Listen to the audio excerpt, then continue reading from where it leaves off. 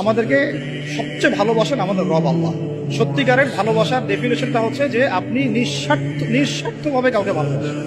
আমাদের আশপাশে যারা আছে, যারা হালাল, ইভেন হালাল, আমার মা, আমার বোন, আমার বাবা, আমার স্ত্রী, আমার ছেলে, আমার মেয়ে, এদেরও যদি কখনো স্বার্থে আঘাত পড়ে, দেখবেন সেও আপনার পাশ থেকে সরে যাচ্ছে।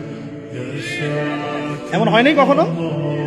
আপনার বন্ধু, আপনার ব্যবসার পার্টনার, আপনার বস, আপনার কলিগ, ওদের সাথে আঘাত হলে ওরাও সরে যাচ্ছে পাশ থেকে, জিগরি দোষ সরে গেল পাশ থেকে, হয় না এমন?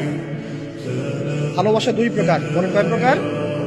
আমার সাথে বলেন, এখানে শেষ করে দিব 10টা মিনিট। ভালোবাসা কয় প্রকার? একটা হচ্ছে নিঃস্বার্থ ভালোবাসা। কি স্বার্থ? কোনো স্বার্থ নাই, নিঃস্বার্থভাবে ভালোবাসা। একটা হচ্ছে কোনো না কোনো স্বার্থ জড়িত আছে এমন ভালোবাসা। আপনার স্ত্রীর চাহিদাও যদি আপনি পূরণ করতে ব্যর্থ হন, দেখবেন স্ত্রীর সাথে আপনার গন্ডগোল লেগে যাচ্ছে, যদিও সে হালাল, তাই না? এমন হয় না অনেক সময়? আমি তো অনেকদিন বলেছি, অনেকদিন আগেও বলেছি, 5 বছর 6 বছর আগে, যে মানুষ আসলেই মানুষের অবস্থানকে মূল্যায়ন করে, ভিতর থেকে মানুষকে শুধু মূল্যায়ন করে আল্লাহ রাব্বুল আলামিন। না হলে কি হতো? এই যে এত অন্যায় আমরা করেছি, আল্লাহ পাক কি আমাদেরকে ছেড়ে দিয়েছেন, ফেলে দিয়েছেন, গজবে ধ্বংস করে দিয়েছেন? এই যে আল্লাহ পাক যে আমাদেরকে মহব্বত করেন, ভালোবাসেন, তার প্রমাণে আল্লাহ পাক চান যে আমরা যেন ফিরে আসি। আল্লাহ পাক বলছেন, সারা দুনিয়ার সমান গুনাহও যদি সে করে ফেলে, আসমানের সমানও গুনাহ করে ফেলে, খালি তওবা করে ফিরে আল্লাহকে বলবে, আস্তাগফিরুল্লাহ আল্লাযী লা ইলাহা ইল্লা হুয়াল হাইয়ুল কাইয়্যুম ওয়া আতুবু ইলাইহি। আল্লাহ পাক বলছেন, খালেস তওবা করলে গুনাহ তো মাফ করে দিবই, আগের গুনাহগুলোকে নেকি দিয়ে পরিবর্তন করে দিবে। ভালোবাসা না? আল্লাহ পাক সৃষ্টি করেছেন আমাদেরকে ভালোবেসে।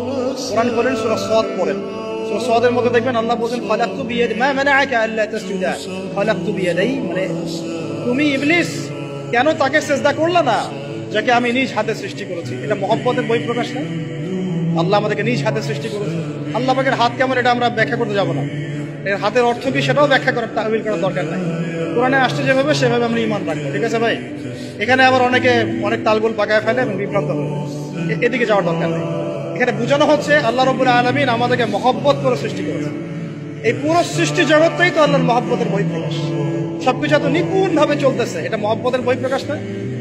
আমি আপনাদেরকে নিয়ে যদি কোনোদিন কক্সবাজারের সৈকতে তারা দেখাতে পারতাম, তাহলে আমি বুঝাইতে পারতাম আপনাদেরকে যে এই মহাবিশ্বটা ঠিকই আছে কি। তারার মধ্যে একটা গাণিতিক ক্যালকুলেশন আছে যেটা সবাই জানে না। যারা একটু অ্যাস্ট্রোনমি নিয়ে পড়াশোনা করেছে তারা জানে। আপনার মানে মাথার বিবেকই উল্টায় যাবে যে এত সূক্ষ্মভাবে কিভাবে আল্লাহ রাব্বুল আলামিন এই মহাবিশ্ব সৃষ্টি করলেন। এক চুল এদিক ওদিক হলে পুরো বিশ্ব কায়নাত ধ্বংস হয়ে যায়। এটা কি আল্লাহ পাকের মহব্বতের পরিপ্রকাশ না? আল্লাহ পাক তো বরং বলেছেন পুরো সৃষ্টি পরিবারটাই আল্লাহর পরিবারের অন্তর্ভুক্ত। এমনকি আল্লাহ পাক আমাদেরকে বলেছেন, তোমরা জমিনবাসীর সবার উপর রহম করো, ইরহামু মান ফিল আরদ ইয়ারহামুকুম মান ফিস সামা। তোমরা সবার উপর রহম করো, দয়া করো। দয়া, রহম, এটা তো মহব্বতের একটা অংশ।